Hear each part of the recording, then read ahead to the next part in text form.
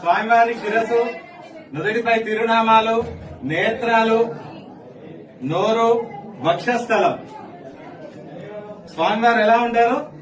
మానవ దేహం ఎలా ఉంటుందో స్వామివారి శరీరం కూడా మెత్తగా, మృదువుగా, సున్నితంగా ఉండడం ఇక్కడ స్వామివారి యొక్క విశేషం. ఆ విశేషాన్ని ఇప్పుడు చూపెడతాం. అందరూ కూడా చూడండి ఒకసారి. ఇక్కడ పుష్పం కనపడుతుందా మీకు? ఇలా మెత్తగా, మృదువుగా, సున్నితంగా ఉంటారు స్వామి.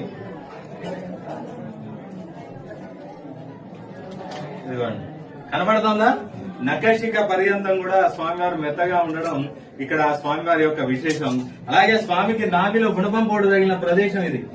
ఇక్కడి నుంచి తేమ వస్తూ ఉంటుంది. దానికి అడ్డంగా పసుపు గంధం పెట్టి ఆ యొక్క ప్రసాదాన్ని సంతానం, ఆరోగ్యం, వివాహం, జ్యేష్ఠ, ధనిష్ట, మూలా నక్షత్రాలకి, సూర్యగ్రహణంలో పుట్టిన, చంద్రగ్రహణంలో పుట్టిన, కుజ సర్ప దోషాలకి దోష పరిహారార్థం సాలగ్రామ తీర్థంతో శుద్ధి చేసి మంత్రోపదేశంతో ఆ యొక్క నాభి ప్రసాదాన్ని ఇక్కడ తీర్థంగా ఇవ్వడం జరుగుతుంది.